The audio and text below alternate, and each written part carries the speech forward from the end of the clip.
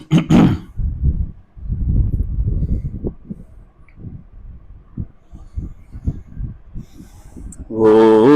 శ్రీ సచ్చిదానంద సమర్థ సద్గురు సాయినాథ్ మహారాజ్ की జై. గురుమధ్యే స్థితం విశ్వం, విశ్వమధ్యే స్థితో గురుః, గురుర్విశ్వం న చాన్యోస్తి తస్మై శ్రీ గురవే నమః. తస్మై శ్రీ గురవే నమః. సదా నింబవృక్షస్య మూలాధివాస సుధాస్రావిణం తీక్తమప్యాప్రియంతం తరుం కల్పవృక్షాధికం సాధయంతం నమామీశ్వరం సద్గురుం సాయినాథం. నమామీశ్వరం సద్గురుం సాయినాథం. నమామీశ్వరం సద్గురుం సాయినాథం.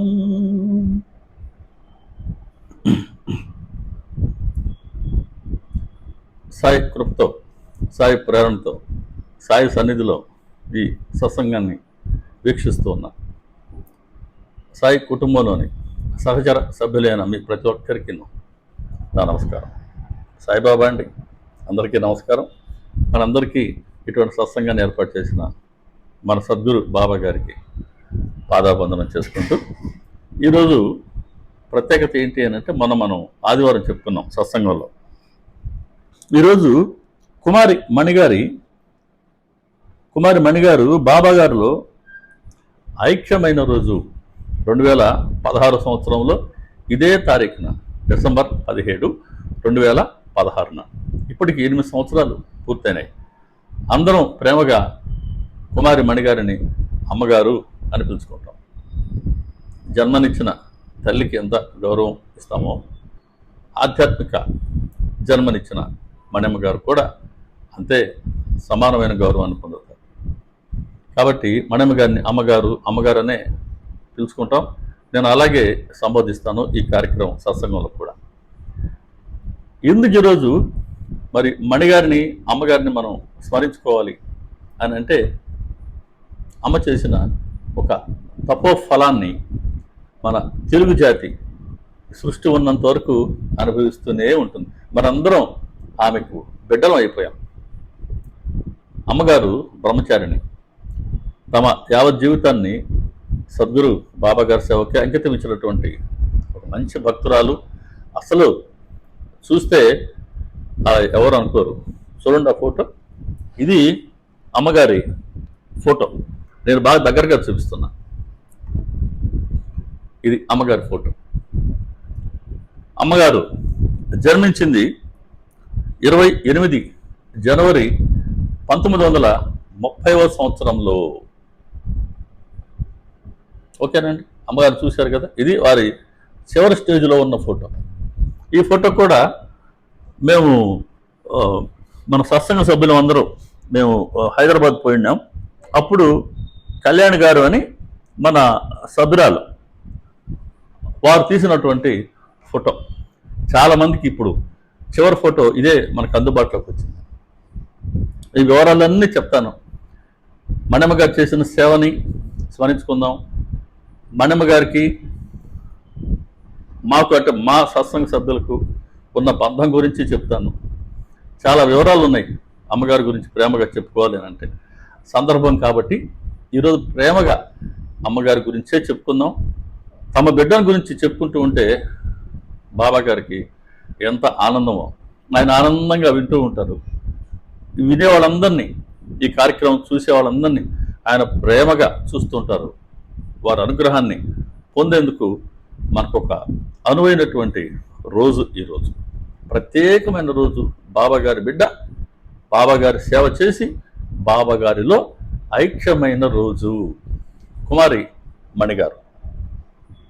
ముందే మనం చేశా, అమ్మగారి జననం జనవరి 28, 1930వ సంవత్సరం. వారు జన్మస్థలం కర్ణాటక రాష్ట్రం.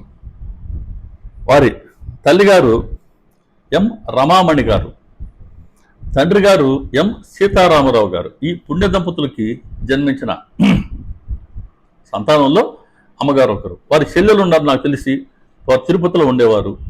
వారి సోదరుడు ఉన్నారు హైదరాబాద్లో. వారు R&B డిపార్ట్మెంట్లో చీఫ్ ఇంజనీర్గా రిటైర్ అయినటువంటి వారు. ఈ ముగ్గురు నాకు తెలుసు. ఇప్పుడు అమ్మగారి బాల్యం అంటే చూడండి, కర్ణాటక రాష్ట్రంలో అమ్మగారు పుట్టింది, స్థిరపడింది హైదరాబాద్లో. మరి ఆ బాబాగారితో పరిచయం ఎలా ఏర్పడింది, బాబాగారితో ఎలా బంధం ఏర్పడింది, బాబాగారు అమ్మగారితో ఎలాంటి సేవ చేయించారో మనం దర్శించుకుందాం. అమ్మగారి బాల్యము విద్యాభ్యాసం గురించి నా దగ్గర సమాచారం లేదు. అమ్మగారి దగ్గర కూర్చొని ఉన్నప్పుడు కాస్త ఈ వివరాలు సేకరించి ఉంటే బాగుండేది. అది నా సోమరితనమే, నా అలక్ష్యమే. అమ్మగారు అయితే ఇవన్నీ చాలా వరకు అమ్మగారు చెప్పిన వివరాలే నేను మీతో పంచుకుంటున్నాను.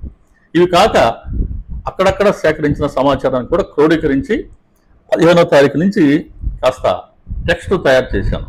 బాబాగారికి నమస్కరించుకుని ఆ వివరాలే ల్యాప్టాప్లో ఉంచాను.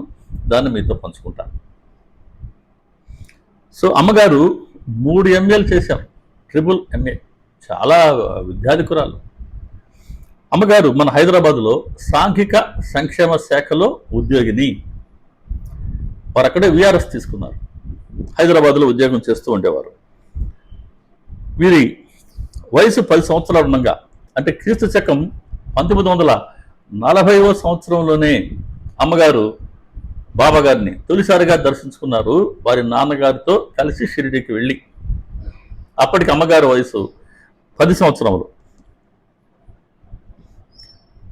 తర్వాత కూడా అమ్మ ఉద్యోగంలో హైదరాబాద్లో చేరిన తర్వాత చాలా తరచుగా షిరిడీకి వెళ్తుండే దాన్ని. సెలవు పెడుతుంటే పదే అడిగేవాళ్ళంట, ఎక్కడికి వెళ్తున్నామని. షిరిడీకి అంటుంటే వాళ్ళు అప్పట్లో నవ్వుకునే వాళ్ళంట, ఏం పని ఊరికే షిరిడీకి వెళ్తున్నావు అని. సరే, అమ్మగారికి బాబాగారికి ఉన్న రుణానుబంధం. ఇలా అమ్మగారు తరచూ షిరిడీకి వెళ్తూ వస్తూ ఉన్నారు. వీరు క్రీస్తు శకం 1973వ సంవత్సరం నుంచి 1978 వరకు, అంటే 5 సంవత్సరాల కాలంలో అమ్మగారు ఎక్కువ రోజులు షిరిడీలోనే ఉన్నారట. ఆ రోజుల్లో అమ్మగారు బాబాగారి సమాధి మందిరంలో సేవ చేసేవారు. అమ్మగారు స్వయంగా చెప్పారు, ఆ పాత్రలు అవన్నీ నేను శుభ్రం చేసేదాన్ని అయ్యా, నాకు దేవస్థానం వాళ్ళు ప్రసాదం ఇచ్చేవారు. అమ్మగారు అక్కడ కొన్నిసార్లు భిక్షకు వెళ్ళేవారట.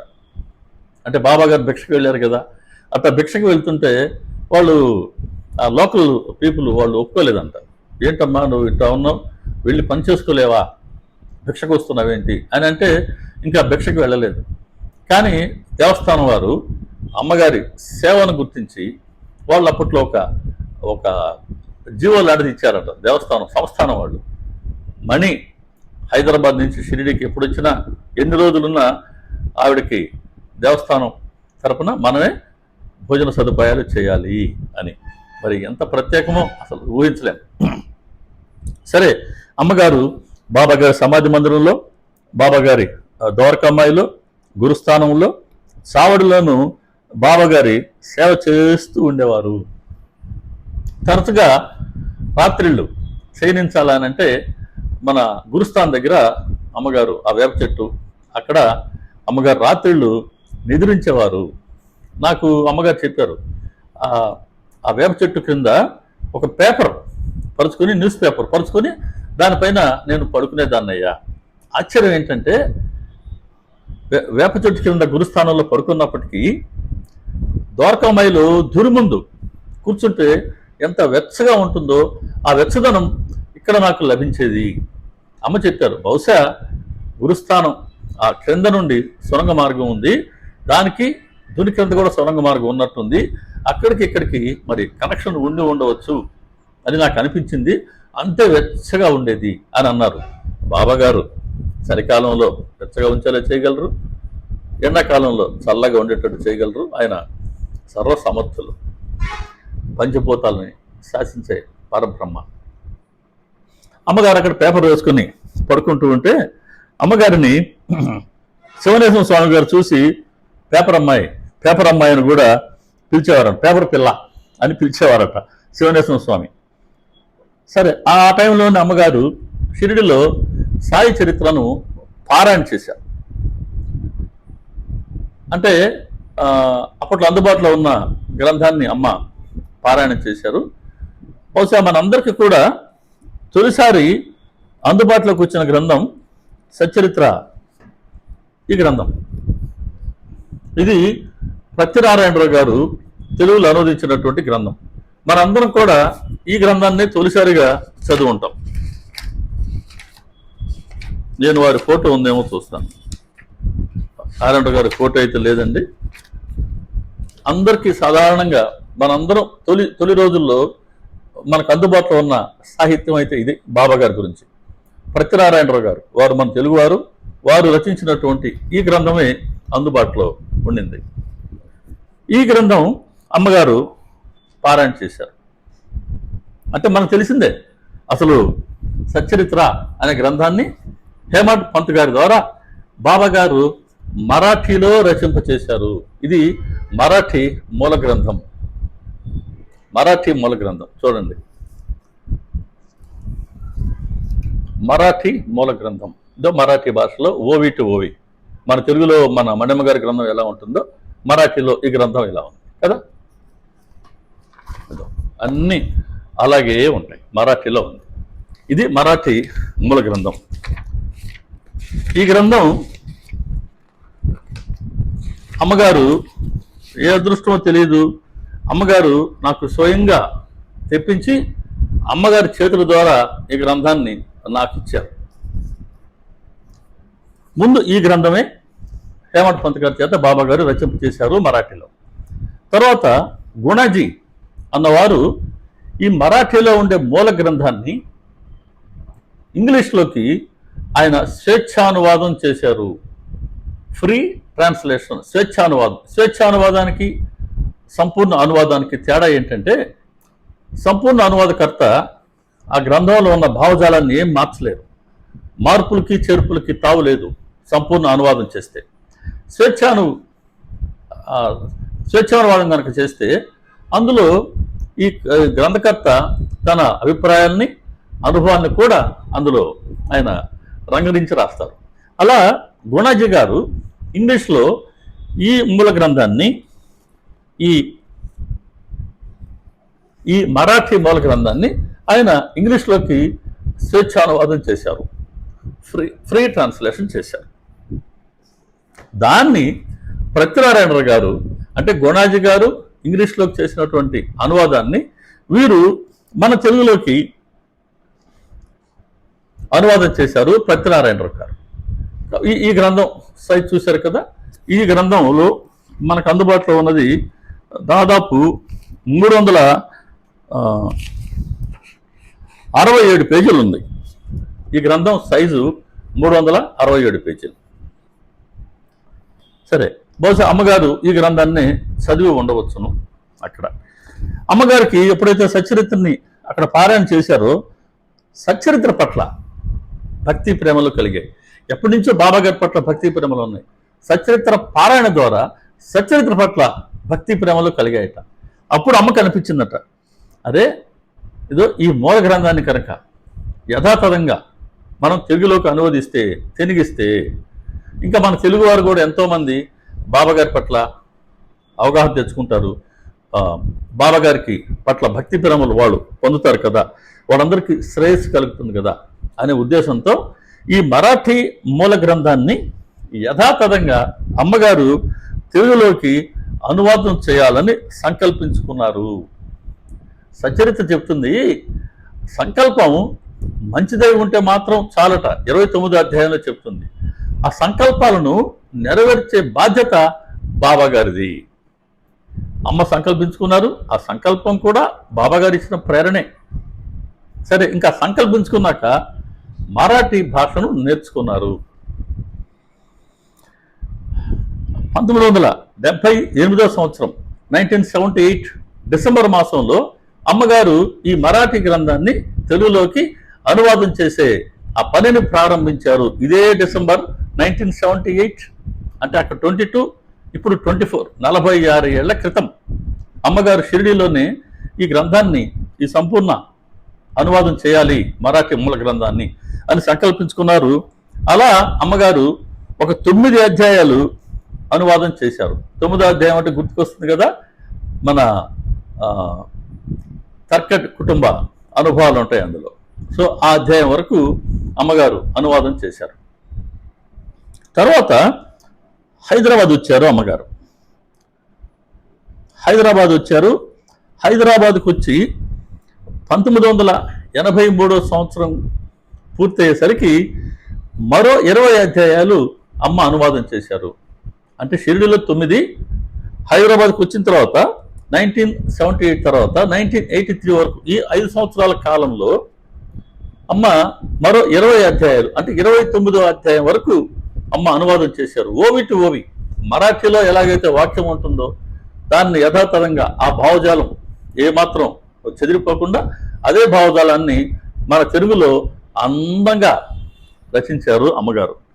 అమ్మగారు రచించిన గ్రంథాన్ని కూడా నేను చూపున, అదే గ్రంథం అమ్మగారు తెలుగులో రచించిన గ్రంథం.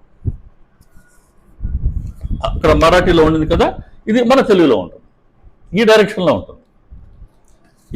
ఏ పేజీ చూసుకున్నా అంతే, ఇలాగే ఉంటుంది. సో ఈ గ్రంథాన్ని అమ్మగారు 29 అధ్యాయాల వరకు అనువాదం చేశారు హైదరాబాద్కు వచ్చిన తర్వాత.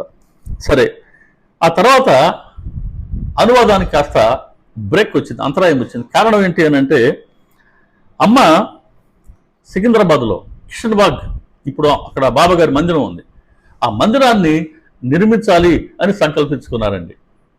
సో 1984 సంవత్సరంలో అమ్మ ఈ మందిరం యొక్క నిర్మాణాన్ని చేపట్టారు. తమ సొంత డబ్బుతో, ఎక్కడా విరాళాలు స్వీకరించనే లేదు, ఎవరిని యాచించడం లేదు. అమ్మ మాట చెప్పారు నాకు, అయ్యా ఎవరిని అడగలేదు, ఎవరి వద్ద విరాళాలు తీసుకోలేదు, నా జీతం, నా సేవింగ్స్ ఇవన్నీ నేను మందిరం కోసమే నేను వినియోగించుకున్నా. అమ్మ విఆర్ఎస్ తీసుకుంటే ఆ డబ్బు కూడా తీసుకొచ్చి కంప్లీట్గా మందిర నిర్మాణం కోసమే అమ్మ వెచ్చించడం జరిగింది. ఈ నిర్మాణంలో మరి మహిళ అంత పెద్ద అసలు మందిరం చూశారండి చాలా మంది, మనవాళ్ళు చూస్తుంటారు కిషన్బాగ్లో. అస్సలు షిరిడీలో మందిరం ఎలాగుందో అదే సైజ్, అదే నమూనా, అచ్చం అదే మాదిరి అమ్మ ఇక్కడ నిర్మించారు. కాదు, బాబా గారు నిర్మింప చేసుకున్నారు అక్కడ బూటి ద్వారా, ఇక్కడ కిషన్బాగ్లో మన అమ్మగారి ద్వారా. ఈ కారణంగా చరిత్ర అనువాదం కాస్త అంతరాయం కలిగింది. మరి అమ్మ సంకల్పించుకున్నారు షిరిడీలో, ఇప్పటికి 29 అధ్యాయాలు అనువాదం చేశారు. మరి బాబా గారు ఆశీర్వదించినటువంటి ఆ సంకల్పాన్ని ఆయన వదిలివేరు కదా, బాబా గారే అమ్మగారి చేత పునః ప్రారంభింప చేశారు అనువాదాన్ని. ఎలా చూడండి. ఆ సమయంలో సాయివాణి అనే మాసపత్రిక నడిపేవారు ఉండేవారట. మరి ఇప్పుడు ఉన్నారో లేదో నాకు తెలియదు. సాయివాణి, ఆ పత్రికా సంపాదకులు అమ్మగారిని కలిసి, అమ్మ మాకు ప్రతి నెల మా మ్యాగజైన్ కోసం మీరు ఏదైనా కొన్ని వ్యాసాలు ఇవ్వచ్చు కదా అని అడిగారట. అప్పుడు అమ్మగారు ఆలోచించారు, నిజమే కదా, ఇప్పటికి 29 అధ్యాయాలు మనం రాసి ఉన్నాం. ఈ 29 అధ్యాయాల్ని వాళ్ళు నెల నెల సాయివాణి మాసపత్రికలో ప్రచురిస్తే, ఈ ప్రచురణలో చదువుకున్నటువంటి అనేక మందికి బాబా గారికి పరిచయం అవుతుంది కదా, బాబా గారి గురించి తెలుసుకుంటారు కదా, బాబా గారి పట్ల భక్తి శ్రద్ధలు ఏర్పడతాయి కదా, అందరికీ మంచి కలుగుతుంది కదా అని అప్పటి వరకు రచించిన అధ్యాయాలని అమ్మగారు క్రమక్రమంగా వాళ్ళకి అందజేస్తుండేవాళ్ళు. అలా అమ్మగారు రచించినటువంటి ఈ సచ్చరిత్ర తెలుగు అనువాద గ్రంథ రూపంలో రాకముందు ప్రతి నెలవారీగా సాయివాణి అనే మాసపత్రికలో ప్రచురితమైంది. ఎలాగైతే హేమంత్ పంత్ గారు రచించినటువంటి సచ్చరిత్ర సాయిలీల మాసపత్రిక అనే మరాఠీ మ్యాగజైన్లో నెల నెల ప్రచురించబడిందో, అదేవిధంగా ఇక్కడ కూడా ఈ తెలుగు గ్రంథం ప్రచురించబడింది. ఇంక ఇప్పుడు తక్కిన అధ్యాయాలు రాయవలసిన అవసరం వచ్చింది అమ్మకి. ఇప్పుడు కాబట్టి ఇప్పుడిక తక్కిన అధ్యాయాలు అమ్మ ప్రారంభించారు. కానీ ఇక్కడ ఒక సమస్య వచ్చింది అమ్మగారికి. ఇక్కడ ఏమైందంటే 29 అధ్యాయాలు రచించిన తర్వాత ఎంతగా మరాఠీ భాష నేర్చుకున్నప్పటికీ కొన్ని ఓవిలు కొన్ని వాక్యాలు మరాఠీ నుంచి తెలుగులోకి అనువదించాలి అని అంటే ఆ పదం కానీ లేదా ఆ ఓవిలోని భావం కానీ తర్జుమా చేస్తుంటే అమ్మకి సరిగ్గా భావన రావడం లేదట, అమ్మకి తృప్తిగా లేకుండా ఉందట. కాబట్టి అటువంటి ఆ నేపథ్యంలో అమ్మ చాలా బాధపడింది. అయ్యో ఏంటిది, అసలు మనసుకే రావట్లేదు, ఆ వచ్చిన భావం సరిపోవట్లేదు, అమ్మకే తృప్తిగా లేదు అని ఎంతగా ప్రయత్నించినా కూడా అనువాదం సాగడం లేదు. మళ్ళీ అమ్మ షిరిడికి వెళ్ళారు. వెళ్ళి చాలా బాధతో చావుడి మెట్ల మీద కూర్చొని రోదిస్తూ, బాబా ఈ గ్రంథానువాదం ఇలా మధ్యలో ఆగిపోవాల్సిందేనా? అయ్యో నేను ఇంతవరకు చేసిన సాధన ఫలితం ఇంతటితో ఆగిపోతుందా? ఎలా బాబా అని అమ్మ రోదిస్తూ చావుడి మెట్లపై కూర్చున్నారట. అదే సమయంలో ఎవరో ఒక వ్యక్తి, అమ్మగారు స్వయంగా చెప్పారండి, నేను ఇప్పుడు దాకా చెప్పిన వాటిల్లో కానీ ఇక ముందు చెప్పబోయే వాటిల్లో కానీ ఒక్క అక్షరం కూడా అబద్ధం ఉండదు, అక్షర సత్యమైన వాటినే నేను మీతో పంచుకుంటూ ఉన్నా. అమ్మ స్వయంగా చెప్పగా నేను విన్నాను. మా మా భక్తులు అంటే మన సత్సంగ సభ్యులు చాలామంది కూడా ఇవన్నీ విన్నారు, గుంటూరు వారు. ఇక్కడ ఒక వ్యక్తి హడావిడిగా వచ్చారట. ఆయన ప్యాంట్ వేసుకొని ఉన్నారు, కాళ్ళకి షూస్ కూడా ఉన్నాయట, బూట్లు. హడావిడిగా వచ్చి ఒక పార్సల్ని అమ్మ మీదకి విసిరివేశారట. చూసుకో, రాసుకో. అది మరాఠీలో చెప్పారు, అమ్మ నాకు మరాఠీలో చెప్పారు, నాకు అది గుర్తులేదు, అంతగా గుర్తుండే బ్రెయిన్ కాదు. చూసుకో, రాసుకో అన్నారట. సరే పార్సిల్ అమ్మ ఒళ్ళో వేశారు, ఆయన విసిరేశారు. హడావిడిగా, ఎంత హడావిడిగా వచ్చారో అంత హడావిడిగా వెళ్ళిపోయారట. అమ్మ కాస్త తెప్పరిల్లుకొని ఏంటి పార్సిల్ అని పార్సిల్ విప్పి చూసింది. చుట్టూ చూస్తే ఆయన కనబడతారా? లేదు. సరే పార్సిల్ విప్పి చూస్తే అదేంటి, మరాఠీ నుంచి ఇంగ్లీష్కి ఉన్నటువంటి డిక్షనరీ మరాఠీ టు ఇంగ్లీష్. అంటే అమ్మకి ఇంగ్లీష్ చాలా బాగొచ్చు కాబట్టి మరాఠీ నుంచి నువ్వు తెలుగులోకి ట్రాన్స్లేట్ చేసుకోవాలంటే ఇబ్బంది పడుతున్నావు సుమా, నేను మరాఠీ టు ఇంగ్లీష్ డిక్షనరీ ఇస్తాను, దాన్ని చూసుకొని నువ్వు రాసుకుందువు అని ఆ వ్యక్తి అమ్మగారికి ఇచ్చి వెళ్ళారు. చూసుకో, రాసుకో అని. సరే అప్పటి నుంచి అమ్మగారు ముందు మరాఠీ నుంచి ఇంగ్లీష్లోకి తర్జుమా చేసుకొని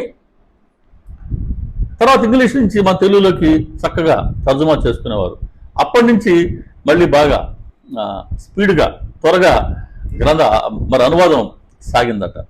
మరి ఎవరు వచ్చి అమ్మగారికి ఈ మరాఠీ టు ఇంగ్లీష్ డిక్షనరీ ఇచ్చారు? అమ్మగారి మనసులో భావం ఎవరికి తెలుస్తుంది? ఎవరు వచ్చి అమ్మగారికి ఇచ్చారు? ఎవరికి తెలుస్తుంది? మన మనసులో ఉండే మాట మన అంతర్యామికే. అలా మన మనసులో మన మాటను వినగలిగిన వారు ఎవరు? బాబాగారే. అలా అమ్మగారి మాటను వినగలిగిన మన సద్గురు, సమర్థ సద్గురు బాబాగారు వచ్చారు. ఆ రూపంలో అమ్మకి డిక్షనరీ ఇచ్చారు. ఇంకా అప్పటి నుంచి గ్రంథానువాదం వేగంగా సాగింది. చివరికి 1991 సంవత్సరంలో సాయి సచ్చరిత్ర, ఈ ఓవి గ్రంథం పూర్తిగా తెలుగులోకి అనువదించబడింది.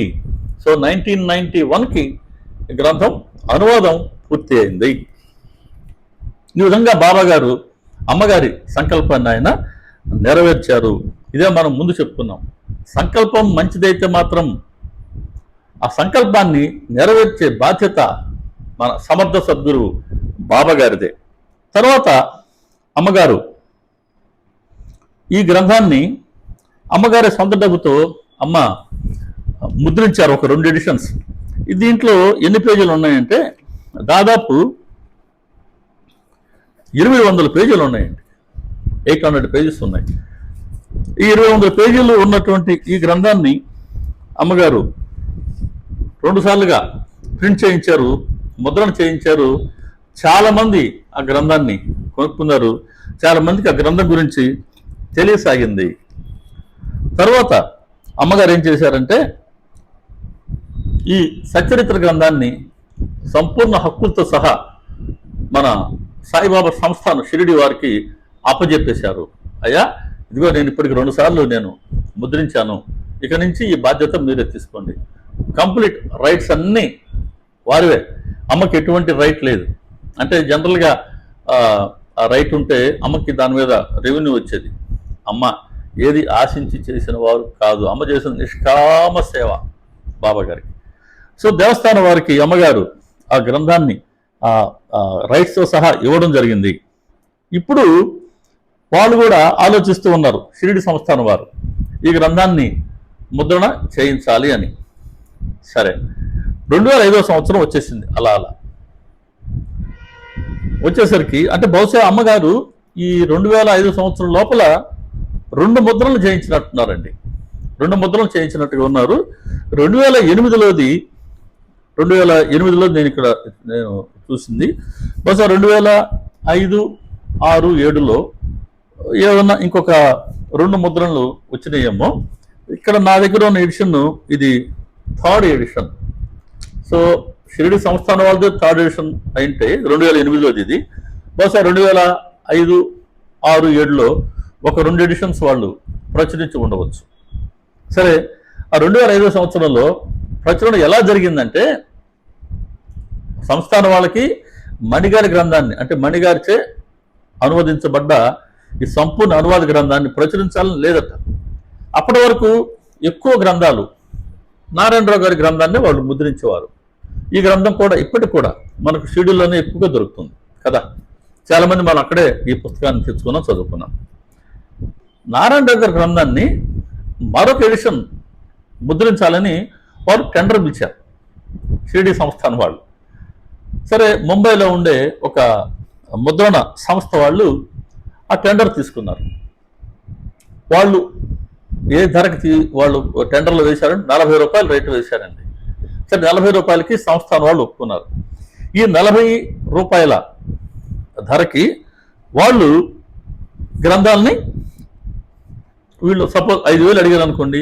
ఈ 5,000 గ్రంథాలని వాళ్ళు ముద్రించి సంస్థానం వాళ్ళకి ఇస్తే ఒక్కో గ్రంథానికి 40 రూపాయల చొప్పున సంస్థానం వాళ్ళు వాళ్ళకి చెల్లించాలి.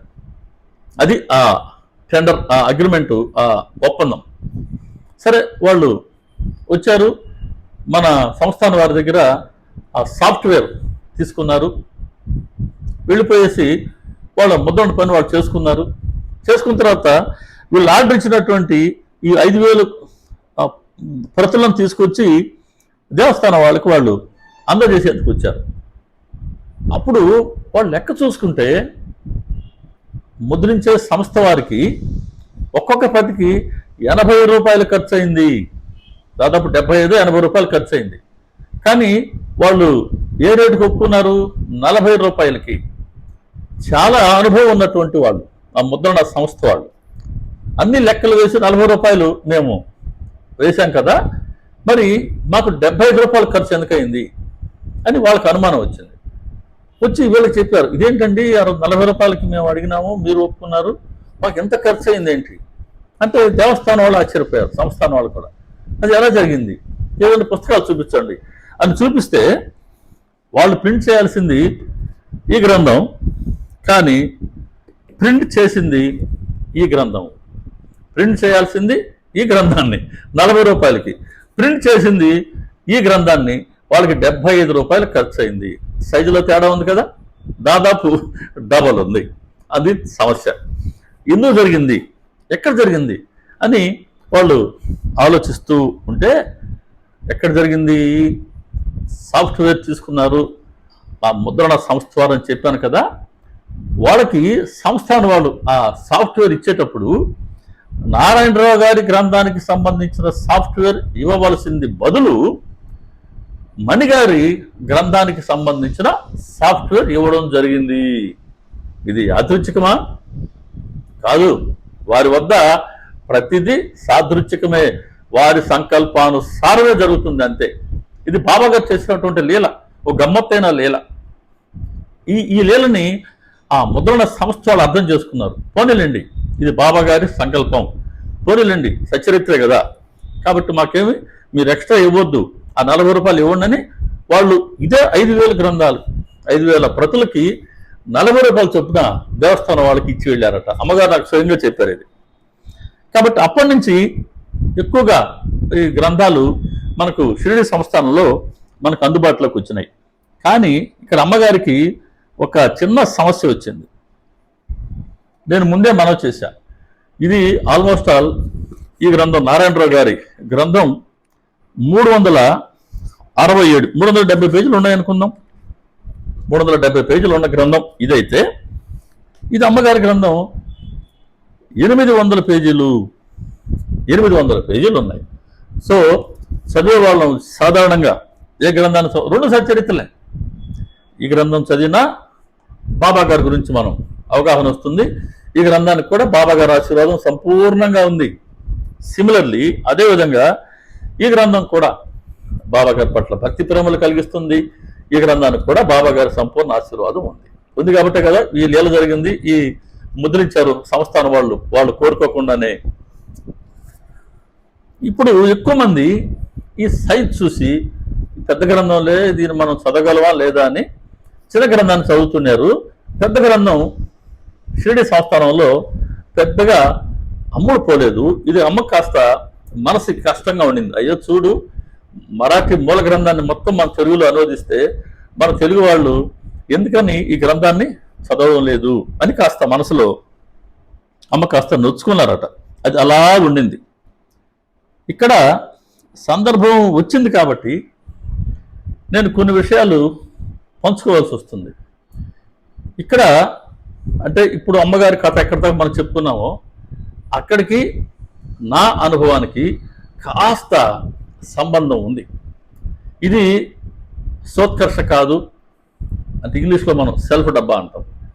అది దయచేసి అలా అనుకోకండి. నేను చెప్తున్న ప్రతి మాట అక్షర సత్యమని మరలా మనవి చేస్తున్నా.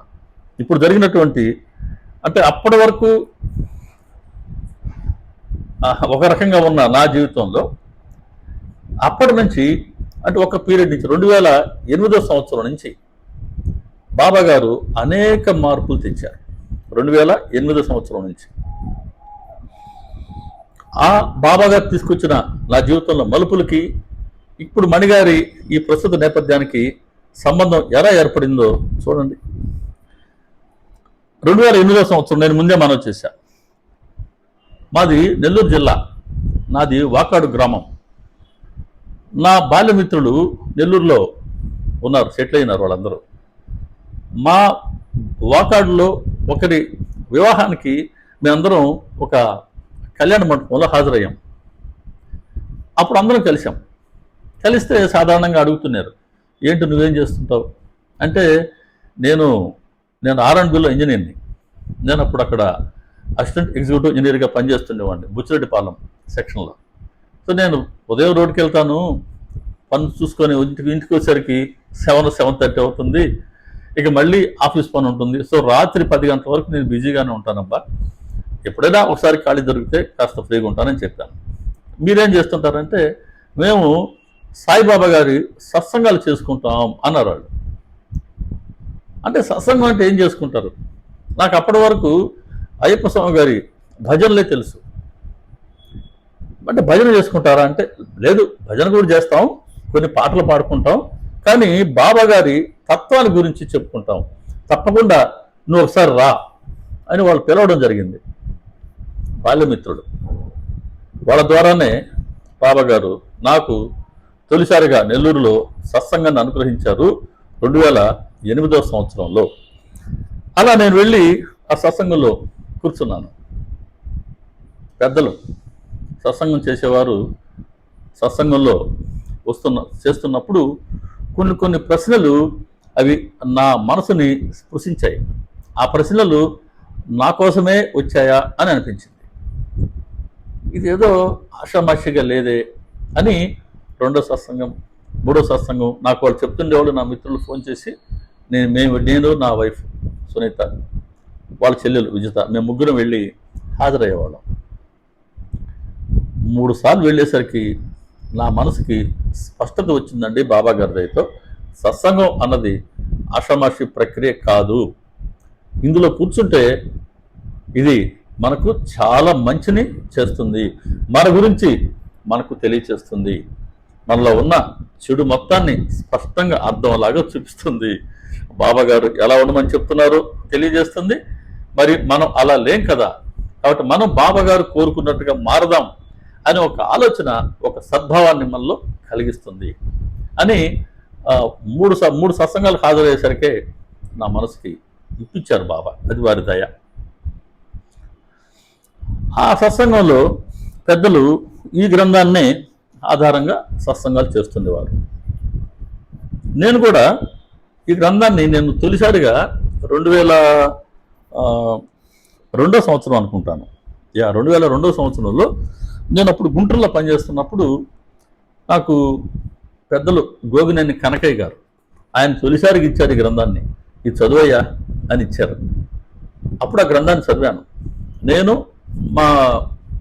మా ఫ్యామిలీ ఫ్రెండ్ చంద్రశేఖరరావు గారు మేమిద్దరం ఒకసారి చదివాం ఈ గ్రంథాన్ని. అయ్యప్ప దీక్షలో ఉంటూ 1 వారం సప్తాహ పారాయణ చేశాం అంతే. సో ఆ తర్వాత మళ్ళీ నేను చదవలేదు.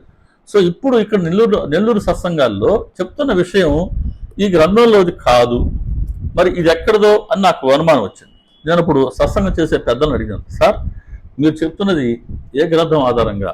సచరిత నేను కూడా చదివాను కదా, అందులో మీరు చెప్పేటి లేవే అని అంటే, కాదు మణిగారు రచించిన గ్రంథం నుంచి నేను చెప్తున్నాను అని అన్నారు ఆయన.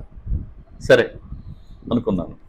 తర్వాత 2008లోనే, అదే 2008 సంవత్సరంలో నేను నా మిత్రులతో కలిసి, మా బాల్య మిత్రులు చెప్పాను కదా, మేమందరం కలిసి షిరిడీకి వెళ్ళాం. ఆ సందర్భంలో నేను అడిగాను, ఇట్లా సత్సంగంలో చెప్పే సార్ మణిగారి గ్రంథం, మణి గ్రంథం అన్నారు, అది ఎక్కడుందంటే తీసుకెళ్ళి చూపించారు. ఇదే గ్రంథాన్ని, ఇదే ప్రతిని నేను షిరిడీలో కొన్నాను 2008 సంవత్సరంలో. ఇది ముద్రించబడింది ఇప్పుడు. ఇది కూడా 2008లోదే, బహుశా అప్పుడు ఫ్రెష్ కాపీ అయి ఉంటుంది. అప్పుడు 5000 కాపీలు దీన్ని ముద్రించారు. నేను దాన్ని అప్పుడు తీసుకున్నాను. ఈ గ్రంథం తీసుకొచ్చి ఇంట్లో పెట్టేశానండి భద్రంగా, దీని జోలికి పోలేదు. తర్వాత సత్సంగాలు జరుగుతున్నాయి, సత్సంగాలకు వెళ్తుండేవాడిని. సచ్చరిత్ర, మళ్ళీ ఈ సచ్చరిత్రే ఒకసారి సప్తాహ పారాయణ చేశాను. తర్వాత భరద్వాజ మాస్టర్ గారి విరచిత గురు చరిత్రని ఒక వారం సప్తాహ పారాయణ చేశాను. తర్వాత ఏదో గ్రంథాన్ని పారాయణ చేస్తే బాగుంటుంది, సత్సంగాలకు హాజరవుతున్నాం కదా, సో పారాయణ చేస్తే బాగుంటుంది అంటే సత్సంగాల్లో ఆ పారాయణ ఎందుకు చేయాలి, పారాయణ చేస్తే ఎటువంటి ఫలితం ఉంటుంది అనేది సత్సంగాలకి హాజరైతేనే తెలుస్తుందండి. నేను మనవి చేస్తున్న సత్సంగం అని తెలిస్తే మాత్రం మిస్ అవ్వకండి. సత్సంగం భగవంతుడి బోధని లేదా గురువు చేసే బోధని అత్యంత సహజంగా సులువుగా మన మనసులోకైనా చూపిస్తారు. ఒక మంచి భావం మనసులోకి వచ్చిందా, దానికి వ్యతిరేకంగా విరుద్ధంగా ఉండి చెడంతా బయటికి పోయి తీరాల్సిందే. కాబట్టి సత్సంగం అని ఎవరైనా పిలిస్తే మాత్రం, సత్సంగం జరుగుతుంది అని తెలిస్తే మాత్రం వాళ్ళు పిలవకున్నా వెళ్ళి అక్కడ కూర్చోవడం చాలా మంచిదండి. నా అనుభవాన్ని నేను చెప్తున్నా. సరే, నేను ఇప్పుడు ఆలోచిస్తున్నాను కదా ఏ గ్రంథం చదివితే బాగుంటుంది అని. అప్పుడు సునీత నా వైఫ్, ఆమె సజెస్ట్ చేసింది, అవును ఈ మణిగారి గ్రంథాన్ని తీసుకొచ్చాం కదా, అది చదవచ్చు కదా అని అంటే, ఏమో అప్పుడు దీన్ని బయటికి తీశాను. నిజం చెప్తున్నా, మణి అని అంటే నేను సరిగ్గా చూడలేదు. నేను పురుషుడే అనుకుంటున్నా, స్త్రీ అని అనుకోలే. తర్వాత చదివినప్పుడు కుమారి మణి అని ఉంది. అరే, ఇప్పటిదాకా నేను మణి మణి మణి అంటే నేను ఎవరో రచయిత అనుకున్నాను, రచయిత్రా అని ఆశ్చర్యపోయాను. అప్పటి నుంచి ఈ గ్రంథం చదవడం ప్రారంభించాను. నేను చదవడం ప్రారంభించాను అని ఆ సత్సంగం చేసే సార్కి నేను చెప్పాను, సార్ ఇలా నేను ఇంకో విషయం కూడా చెప్పాలి. ఇలా నేను మణిగారి గ్రంథాన్ని చదవడం ప్రారంభించాను సార్ అని చెప్తే ఆయన నాకు ఇచ్చిన సలహా ఏంటంటే, చదివేటప్పుడు మీకు నచ్చిన పాయింట్లని అధ్యాయాల వారీగా మీరు రాసి పెట్టుకోండి అని అన్నారు. అధ్యాయాల వారీగా మీరు రాసి పెట్టుకోండి అని అన్నారు. నేను అప్పటి నుంచి ఇదే నోట్బుక్, ఈ నోట్బుక్ కూడా షిరిడిలో ఒక సాధువు శివస్వామి, నెల్లూరు అబ్బాయి, షిరిడిలో ఉంటారు ఆయన, సాధువు. ఆయన నాకు ఎందుకో కొనిచ్చారు నెల్లూరులో. ఈ నోట్బుక్ ఉంచుకోండి, పనికొస్తుంది అన్నారు ఆయన. ఎందుకో సాధువు చేతి మీద ఇచ్చారు, తీసుకున్నాను. ఈ పుస్తకంలోనే నాకు సత్సంగం చేసేవారు పెద్దలు చెప్పినట్టుగా అధ్యాయం వారీగా నాకు నచ్చిన పాయింట్లని ఇలా రాసుకుంటూ వచ్చాను, ఓవి నంబర్తో సహా. ఓవి నంబర్ వేసేవాడిని, అది రాసుకునేవాడిని. కాకపోతే నేను ఏ తారీఖుతో స్టార్ట్ చేశాను అనేది నేను ఇక్కడ ఎక్కడ కూడా నేను రాయలేదు. అది అక్కడ రాస్తుంటే ఇంకొద్దిగా బాగుండేది, నేను సమయం నోట్ చేయలేదు. సరే, నేను ఇలా కాస్త రోడ్డుకి వెళ్ళి సాయంత్రం వచ్చిన నైట్ 10 o'clock వరకు కాస్త పని చేసుకున్న, రాత్రులు 10:30, 12:30, 1 o'clock వరకు కూడా నేను పాయింట్స్ నోట్ చేసుకుంటూ ఉండేవాడిని. అంత శ్రద్ధను కలిగించింది పెద్దలు చేసిన సత్సంగం ప్లస్ మణిగారు అనువదించిన ఈ గ్రంథం. సరే, నేను ఈ చదవడం ప్రారంభించిన 2-3 రోజులకి ఇదే శివస్వామి గారు, ఆయన షిరిడిలో ఉండేవారు, ఆయన సత్సంగం చేస్తున్న పెద్దలకు ఫోన్ చేశారు. సార్, నాకు బాబా గారు స్వప్నంలో కనిపించారు, మణిగారి గ్రంథాన్ని చేతిలో పట్టుకుని బాబా గారు ఊపుతూ ఈ గ్రంథాన్ని వాడికి ఇవ్వు అని అన్నారట. ఈయన ఎవరికి ఇవ్వమంటారు బాబా అని అంటే, బాబుకి ఇవ్వు అని అన్నారట. పెద్దలు మా అమ్మ నాన్న బాబు అని పిలుస్తారు, సో మన ఫ్రెండ్స్ అందరూ బాబు అనే పిలుస్తారు.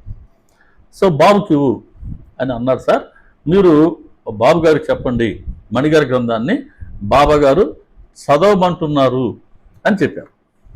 శివస్వామి గారు షిరిడి నుంచి సత్సంగం చేస్తున్న పెద్దలు ఇది నాకు చెప్తాం అనుకున్నారు, మళ్ళీ కలవలేదు మేము. అలా 2 లేక 3 రోజులు గడిచిపోయాయి. తర్వాత నేను ఫోన్ చేశాను, సార్ నేను ఈ గ్రంథం చెప్పాను కదా ముందే, ఆ గ్రంథం చదవడం ప్రారంభించాను అని చెప్పినప్పుడు ఆయన సలహా ఇచ్చారు కదా, ఆ అధ్యాయాలు ఓవిల్ నంబర్ నోట్ చేసుకోమని. ఆ సందర్భంలో అప్పుడు ఆయన చెప్పారు, అరే మీరు స్టార్ట్ చేశారు, ఎప్పుడు స్టార్ట్ చేశారు? నేను మొన్న స్టార్ట్ చేశాను సార్ అంటే, చూడండి అదే రోజు నాకు షిరిడి నుండి ఫోన్ వచ్చింది, శివస్వామి ఫోన్ చేశారు, బాబా గారు ఈ గ్రంథాన్ని చూపుతూ మీకు ఇవ్వమన్నారట, మిమ్మల్ని చదవమన్నారట అని బాబా గారు అక్కడ ఇచ్చిన స్వప్న సందేశం ఖచ్చితంగా ఇదిగో మా ఇంట్లో అదే రోజు ప్రేరణ వచ్చింది. ఏ రోజైతే బాబా గారు స్వప్నంలో శివస్వామి కనబడ్డారో, ఆయన నెల్లూరు సత్సంగం చెప్పే పెద్దలకు ఫోన్ చేశారో, అదే రోజున నేను నా గృహంలో ఈ గ్రంథాన్ని చదవటం ప్రారంభించాను. ఎంత యాదృచ్ఛికమో చూడండి. యాదృచ్ఛికం కాదు, సాదృచ్ఛికమే. బాబా గారి సంకల్పం ఏంటో చూడండి.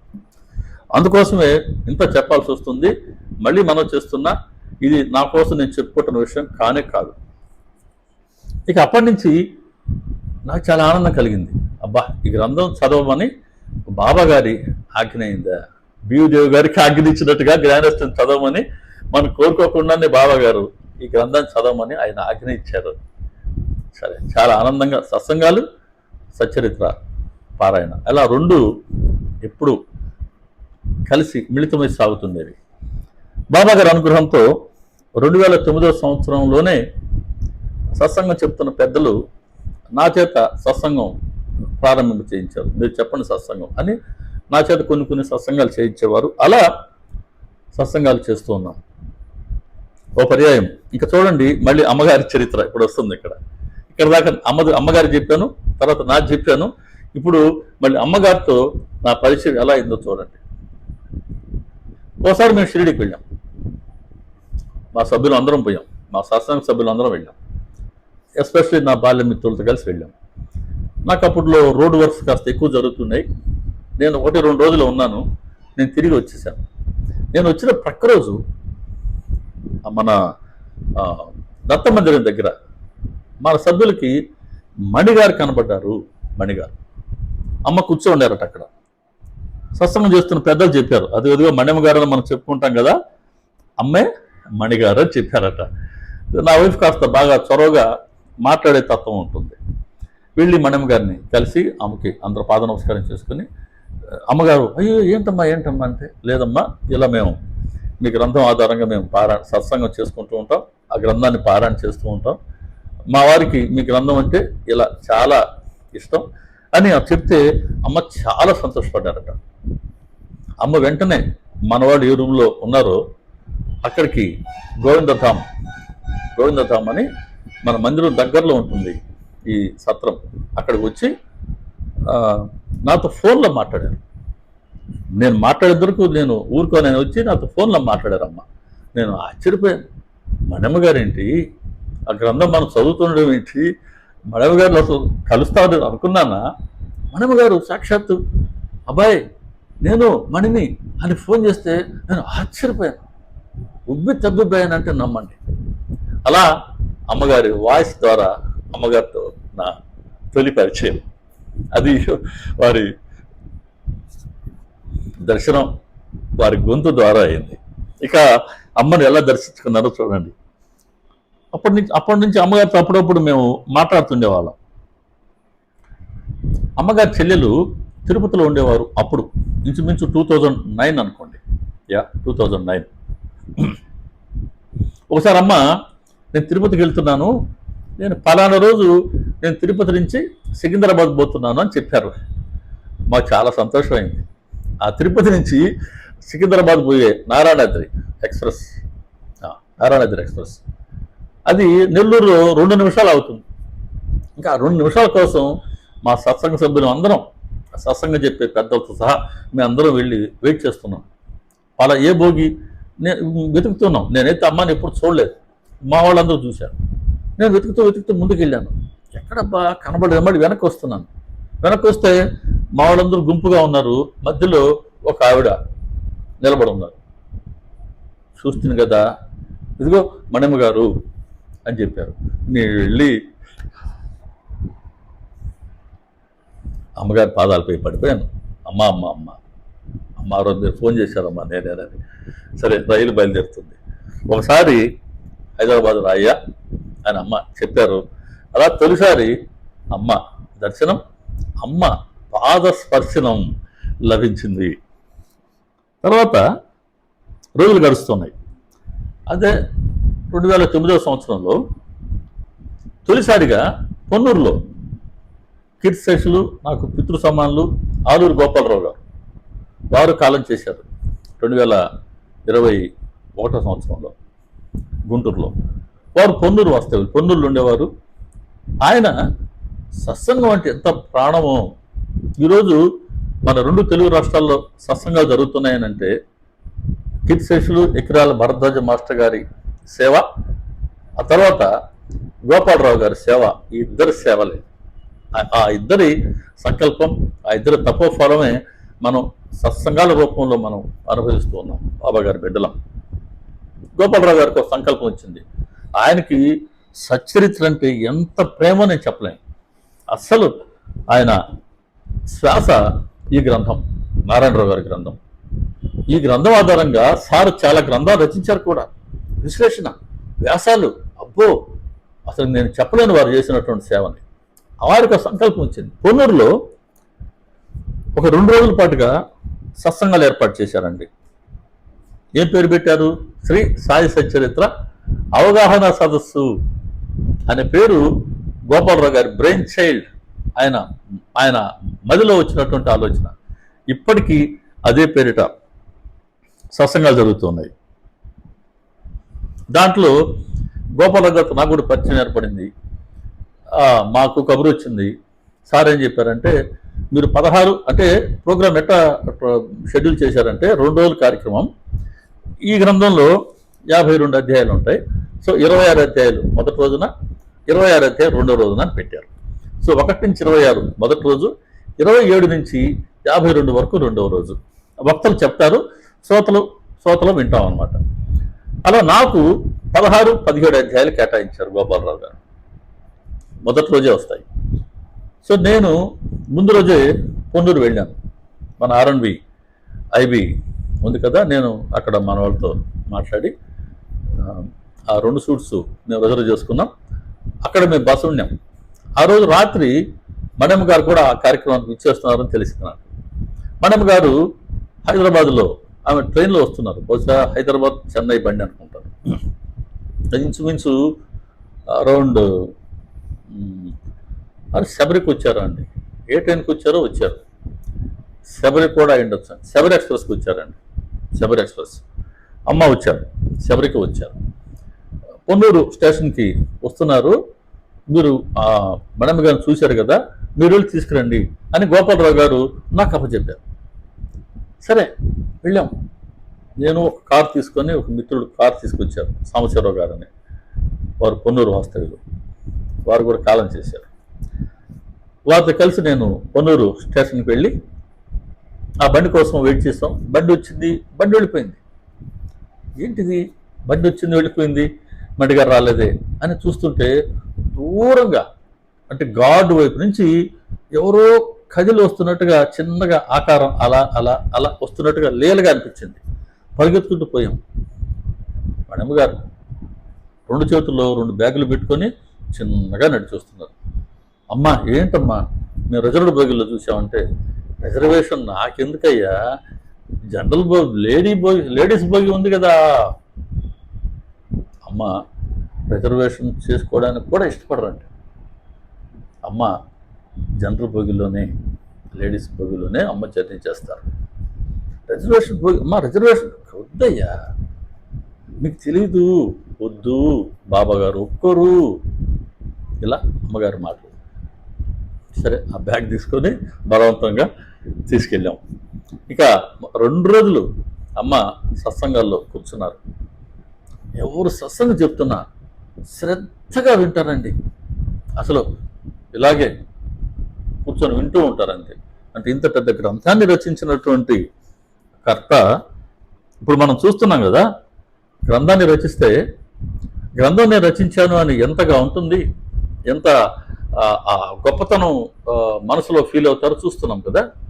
ఇక ఈ గ్రంథాన్ని రచించినటువంటి మణమ్మ గారు నాలాంటి వాడు సత్సంగం చేస్తుంటే ఇలా చూస్తున్నారు.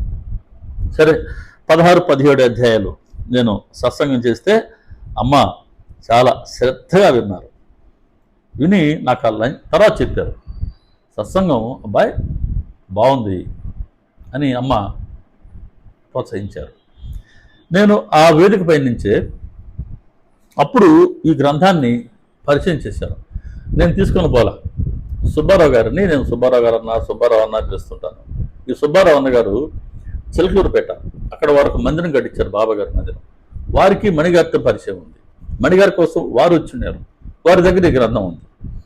అన్న గ్రంథం ఇచ్చారు. అప్పుడు ఈ గ్రంథాన్ని నేను చూపించాను. అయ్యా ఇప్పటి వరకు సచ్చరిత్ర అంటే ఇదిగో మనం ఈ గ్రంథమే చదువుతూ ఉన్నాం. నేను సత్సంగం చేసింది కూడా 16-17 అధ్యాయాలు ఈ గ్రంథం ఆధారంగానే. కానీ ఇదిగో ఇది సంపూర్ణ అనువాదం. మరాఠీ హేమాడ్ పంత్ గారు రచించినటువంటి మరాఠీ మూల గ్రంథానికి ఇది సంపూర్ణమైనటువంటి యథాతథ అనువాదం అండి. ఈ గ్రంథాన్ని ఒక్కసారి చదవండి అని నేను మనవి చేశాను. మనవి చేస్తే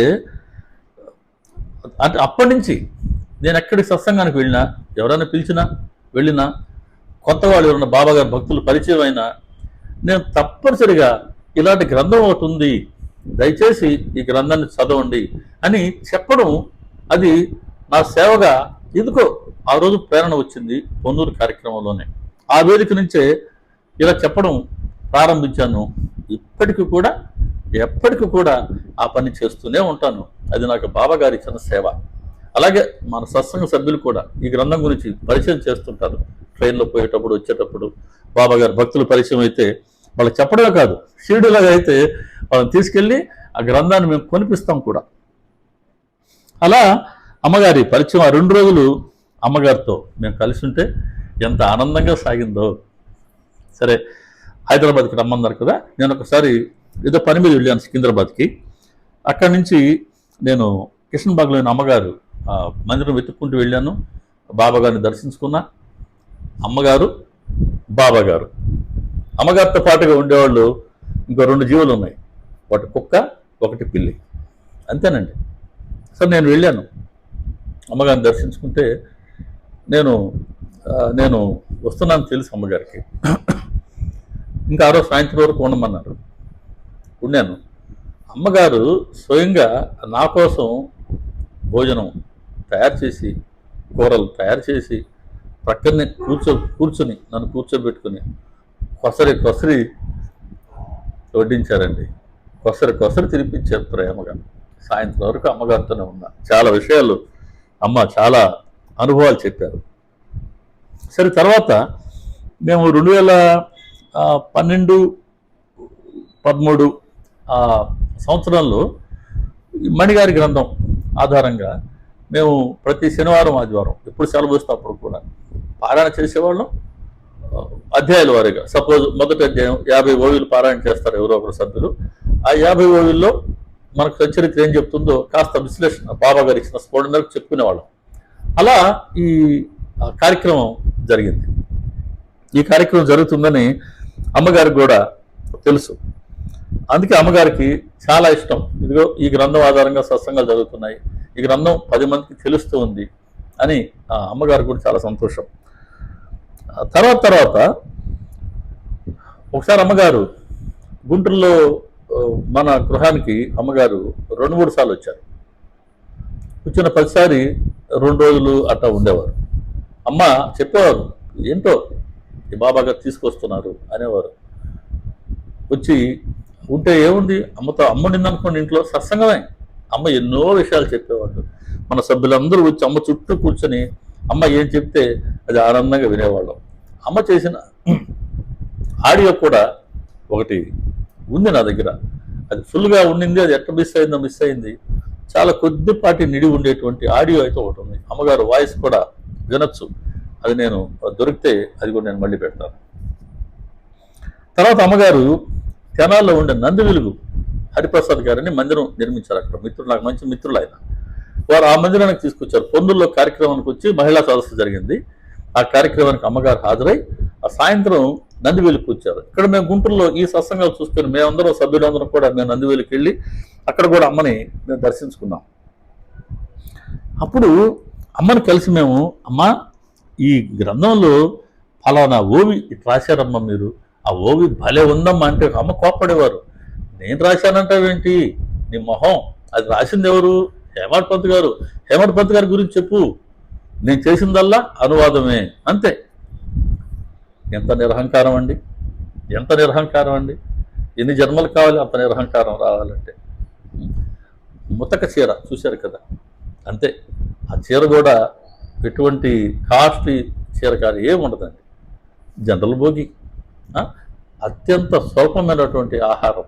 అమ్మకి స్వీట్ అంటే ఇష్టం. స్వీట్ అంటే సార్ మన సభ్యులు ఏంటంటే గుంటూరులో చేసే పాల తాలికలు స్పెషల్, గుంటూరు స్పెషల్ అరిసెలు ఇట్లాంటివి అమ్మకి ఇస్తుండేవారు. అమ్మ చెప్పారు, నేను షిరిడి సంస్థానంలో నేను టన్నుల కొద్దీ బాబా గారి ప్రసాదం తిన్నాను. అమ్మకి వేస్ట్ చేయడం అస్సలు ఇష్టం ఉండేది కాదు. చిన్న పదార్థం కూడా అమ్మ వేస్ట్ చేయదు. అమ్మ దాన్ని టైం తీసుకొని తినేవారు. అలా అమ్మగారితో మాకున్న పరిచయాలు. తర్వాత అండి రోజులు ఇలా జరుగుతుంటే కొద్దిగా ఈ సత్సంగాల ద్వారా కాస్త గ్రంథం పరిచయం అవుతూ ఉంది 10 మందికి అనేది అమ్మగారి మనసుకు వెళ్ళింది. కొద్దిగా ఏ దేవుడి బాబా గారి దయ కానీ సంస్థానంలో ఈ మణిగారి గ్రంథాలు కూడా కొద్దిగా ఎక్కువగానే అవి కొద్దిగా స్పీడ్గా అవి మరి అమ్ముడు అవుతూ వచ్చినాయి. ఎందుకో తెలియదు, యాదృచ్ఛికంగా. సో అమ్మగారు ఏమనుకున్నారంటే సత్సంగాల ద్వారా వీళ్ళు తెలియజేస్తున్నారు 10 మందికి. సో 10 మందికి గ్రంథం తెలుస్తూ ఉంది, గ్రంథాలు అమ్ముడవుతున్నాయి, గ్రంథాలు చదువుతున్నారు. నేను ముందే మనవి చేశా, ఎక్కడి కార్యక్రమానికి వెళ్ళినా ఈ గ్రంథం గురించి తప్పకుండా పరిచయం చేస్తాను. ఆ పరిచయం చేసిన దానివల్ల ఎవరో ఒకరు నన్ను ఆ గ్రంథం వివరాలు అడిగేవారు. నా దగ్గర ఉంటే ఇచ్చేసేవాడిని, లేదా వాళ్ళు చెప్పేవాడిని, వాళ్ళు తెచ్చుకునేవాళ్ళు. చదివిన తర్వాత నాకు మళ్ళీ ఫోన్ చేసేవాళ్ళు, ఆ గ్రంథం చాలా బాగుందండి అని. అలా ఎన్నో సందర్భాలు. కాలం జరుగుతుంది. 2013 సంవత్సరం వచ్చింది. బహుశా నేను ఇప్పుడుదా చెప్పినవన్నీ 2013 లోపల జరిగినాయి అనుకుంటాను. 2014 సంవత్సరంలో అమ్మగారు ఇంట్లో ఉన్నారు కిషన్బాగ్లో. ముందు మందిరం ఉండేదండి. ఆ మందిరం వెనకాలే ఒక బారుగా రేకుల షెడ్ ఉండేది. ఆ రేకుల షెడ్లో అమ్మగారు ఉండేవారు. సరే, కుక్క పిల్లి అమ్మతో పాటు ఉండేటువంటి వారు పిల్లి ఎందుకు గట్టిగా అరుస్తూ ఉంటే అమ్మ పరిగెత్తారు. అసలు ఆ వయసులో కూడా అండి అమ్మ పరుగులు తీసేవారు. అంత సన్నగా ఉండేవారు, చాలా హుషారుగా ఉండేవారు. ఎంత ఎనర్జీ ఉండేది అమ్మకి. అమ్మనేవాడు ఎన్ని ప్రదక్షిణ చేశానో, ప్రదక్షిణ చేసి చేసి చేసి నా కాళ్ళు ఇనప కాళ్ళు అయిపోయినాయ్యా అని అంటుండేవారు. అమ్మ ఆ పిల్లి కోసం పరిగెత్తారట. పరిగెత్తారు, ఇంట్లోనే తట్టుకొని పడ్డారు. ఆ పడ్డం ఎలా పడ్డారో తుంటి ఫ్రాక్చర్ అయింది. తుంటి ఫ్రాక్చర్ అయింది. సరే, అప్పటి నుంచి సరే హాస్పిటల్లో చేర్చారు. చాలా రోజులు పట్టింది. పట్టినా కూడా అమ్మ పూర్తిగా నడవలేని పరిస్థితి. సరే, ఇంటికి డిశ్చార్జ్ చేసి ఇంటికి తీసుకొచ్చారు హైదరాబాద్లోనే, ఆ సికింద్రాబాద్లోనే. వీల్ చైర్కి చక్రాల కుర్చీకి పరిమితం అయ్యారు. ఆ సమయంలో మార్కాపురంలో శాంతమ్మ గారని సోదరు ఉండేవారు. ఇప్పుడు కూడా వారు మార్కాపురంలోనే ఉంటారు. సత్సంగాలకు వచ్చేవారు. వారింట్లో మేము కూడా ఒకసారి వెళ్ళి సత్సంగం చేసి ఉన్నాం. ఆ శాంతమ్మ ఎంత శ్రద్ధ పుట్టిందో అమ్మ పట్ల, ఎంత ప్రేమ పుట్టిందో. వెళ్ళి అమ్మగారికి సేవ చేసేవారు. చాలా రోజులు సేవ చేస్తుండేవారు. ప్రత్యేకించి ఈ అమ్మగారు వీల్ చైర్లో పడ్డాక వెళ్ళి అమ్మ దగ్గర ఉండేవారు. అమ్మని ఎంతగా సేవించుకుంది. ఏ జన్మల్లో రుణాల బంధం ఉందో శాంతమ్మకి, మణమ్మ గారికి. మణమ్మ గారు అనేవాళ్ళట, శాంతి అని పిలిచేవారట. శాంతి నువ్వేనా మనశ్శాంతి అనేవారట. అంతగా శాంతమ్మ గారు అమ్మని సేవించుకున్నారు.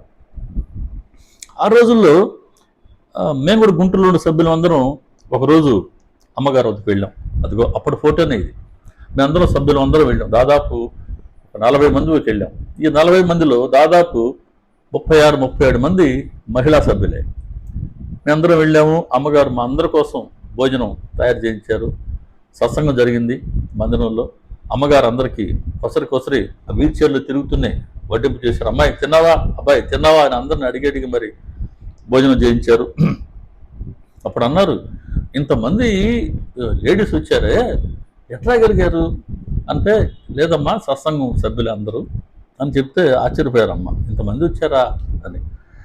అప్పుడు మేము అమ్మని అడిగాం, అమ్మ మీరు బలహీనంగా కనబడుతున్నారు, మీరు దయచేసి గుంటూరు రండి అమ్మా, మేమందరం ప్రేమగా మేము సేవ చేసుకుంటాం, కొద్దిగా మీరు త్వరగా రికవర్ అవుతారని అంటే, ఇక్కడ బాబా గారిని విడిచిపెట్టి నేను ఎట్టొస్తాను అన్నారు. అంతేగాని అమ్మగారు రాలేదు. అమ్మగారు నిర్మించబడినటువంటి ఆ మందిరంలో బాబాగారి సేవ కోసం అమ్మ ఎక్కడికి వచ్చేవారు కాదు. అలా ఉండి కూడా ఆ వీల్ చైర్లో కొద్దిగా బాగా అయినట్టుండిందండి. మరి ఎక్కడో జరిగిందో పొరపాటు, ఆ వీల్ చైర్లో నుంచి లేస్తూ మళ్ళీ పడ్డారు. మళ్ళీ ఫ్రాక్చర్ అయింది. ఫినిష్. ఆ రెండోసారి ఫ్రాక్చర్ అయిన తర్వాత ఇక అమ్మ కోలుకుందే లేదు. కంప్లీట్గా వీల్ చైరే, మనిషి సహాయం లేదే మంచం మీద పడుకోబెట్టడం కూడా సాధ్యమేది కాదు. అలా ఉండింది. లాస్ట్ 3 years అమ్మ ఆల్మోస్ట్ వీల్ చైర్ బెడ్ అలాగే సాగింది.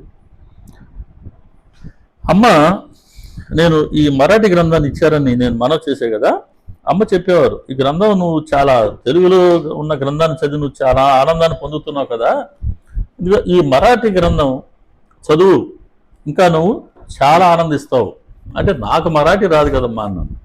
నువ్వు నా దగ్గరికి రా, నేను మరాఠీ నేర్పిస్తా కదా అని. హిందీ వచ్చు కదా అన్నారు. హిందీ వచ్చమ్మా అన్న. సరే పక్కన కూర్చొని చదవమన్నారు. కొద్దిగా అటు ఇటుగా హిందీలాగా ఉంటుంది కాబట్టి నేను చదివినా.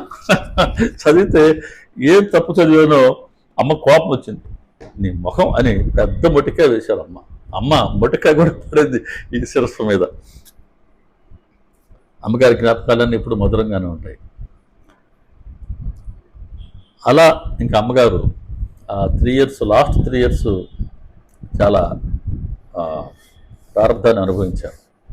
మరి బాబాగారే మణమ్మ గారి చేత అంత ప్రారంభాన్ని అనుభవం చేశారు.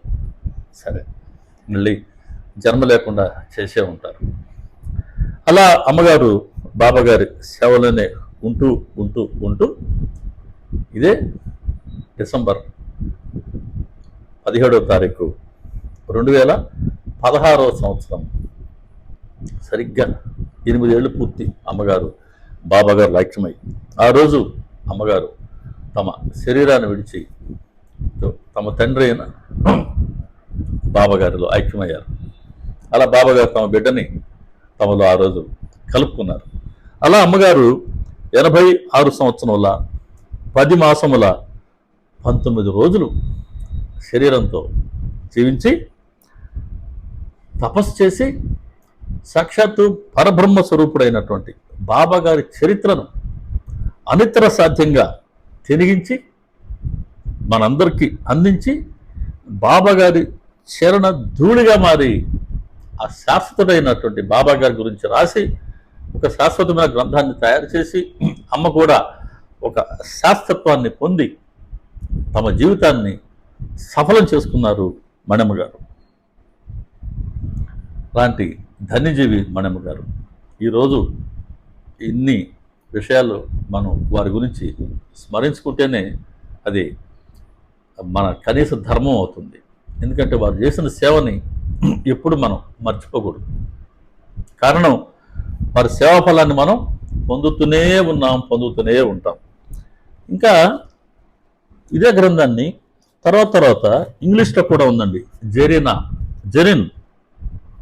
జరిన్ బై జరీన్ అని ఈ గ్రంథం కూడా, జరైన్ ఈ గ్రంథం కూడా ఉంది. ఇది కూడా సేమ్ మరాఠీలో ఎలాగైతే ఓవిటి ఓవి ఉందో, తెలుగులో ఎలాగైతే మన ఓవిటి ఓవి ఉందో, ఇంగ్లీష్లో ఓవిటి ఓవి వాక్యం వారీగా ఉంటుంది. తెలుగు రాని వాళ్ళు ఎవరైనా కష్టంగా ఉండి చదవడానికి ఇంగ్లీష్లో గ్రంథం ఉంది. మన షిరిడిలోనే సంస్థానం వాళ్ళు దొరుకుతుంది. జరైన్ అని అడగండి, ఇంగ్లీష్ భాష అడగండి, ఇస్తారు. ఈ గ్రంథం కూడా బాగుంటుంది. తర్వాత అమ్మగారు ఉండగానే మేము 2015 సంవత్సరం శ్రీరామనవమి రోజున ఈ సాయి మహిమ ఈ మాసపత్రికని ప్రారంభించుకున్నాం. ఒక 4 ఏళ్ల పాటు ఈ మాసపత్రిక నడిపాం. మా సభ్యులే ఆర్టికల్స్ రాసేవాళ్ళు, ఎవరిని విరాళాలు అడిగింది లేదు. మా సభ్యులు మేమే కలిసి దీన్ని నడుపుకునేవాళ్ళం. మణమ్మ గారు కూడా కాపీ పంపిస్తుండేవాళ్ళం. అమ్మగారు కూడా చదువుతుండేవాళ్ళు. అమ్మగారు ఉన్నంత వరకు కూడా అమ్మగారు చాలా సంతోషపడ్డారు. శ్రీరామనవమి రోజున ప్రారంభించారు, చాలా మంచిదనేవాళ్ళు. తర్వాత 4 ఏళ్ళ తర్వాత 2019వ సంవత్సరంకి వచ్చేసరికి నాకు విశాఖపట్నంకి ప్రమోషన్ వచ్చి విశాఖపట్నం జాతీయ రహదారులకు వెళ్ళాను. ఇంకా అక్కడ నా వల్ల కాలేదు. బాబా గారికి నమస్కారం చేసుకుని, అయ్యా ప్రస్తుతానికి ఈ సేవ చేయలేను అని చెప్పి నేను నమస్కరించుకొని ఆ కార్యక్రమం అప్పుడు ఆపుకున్నాను.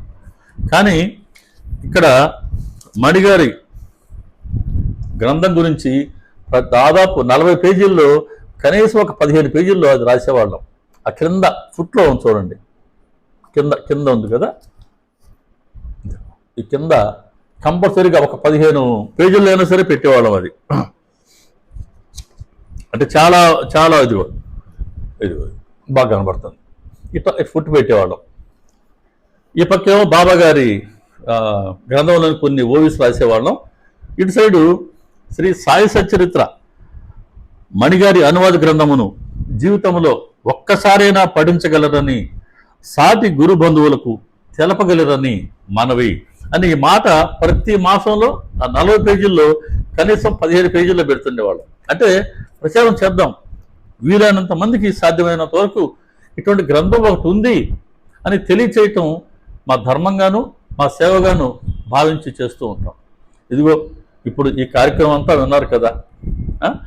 ఒక్కసారి ఇప్పటివరకు ఈ గ్రంథం కానీ చదివి ఉండకపోతే షిరిడికి పోయినప్పుడైనా ఈ గ్రంథం తెప్పించుకోండి, ఈ గ్రంథాన్ని చదవండి. అద్భుతమైనటువంటి గ్రంథం అండి. ఒక్కసారి చదవమని నా మనవి. ఈ డైరెక్షన్లో ఉంటుంది. ఓవిటి ఓవి వాక్యం ప్రతి వాక్యానికి నంబరింగ్ కూడా ఉంటుంది. కాబట్టి ఇలా మనం చదివితే అమ్మగారి ఆత్మ చాలా సంతోషిస్తుంది. బాబా గారికి కూడా ఎంతో ప్రేమ కలుగుతుంది. వారి అనుగ్రహాన్ని పొందేందుకు మనకు అర్హత లభిస్తుంది. ఇలా మణిగారి విషయాలు, అమ్మగారి విషయాలు ఈరోజు మనం ప్రస్తావించుకున్నాం. నా దగ్గర ఉన్న సాహిత్యాలు ఏవైతే ఉన్నాయో మరాఠీ, తెలుగు, ఇంగ్లీష్, సచ్చరిత్రకు సంబంధించి అన్నీ నేను మీకు ఈరోజు చూపించాను. మనం గారి దయతోనూ బాబాగారి అనుగ్రహంతోనూ. ఇక మళ్ళీ మనం గురువారం రోజు సంకీర్తన చేసుకుంటాం కదా.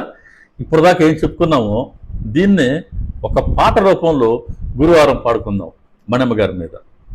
సో మళ్ళీ గురువారంలో పాటలో కలుసుకుందామండి.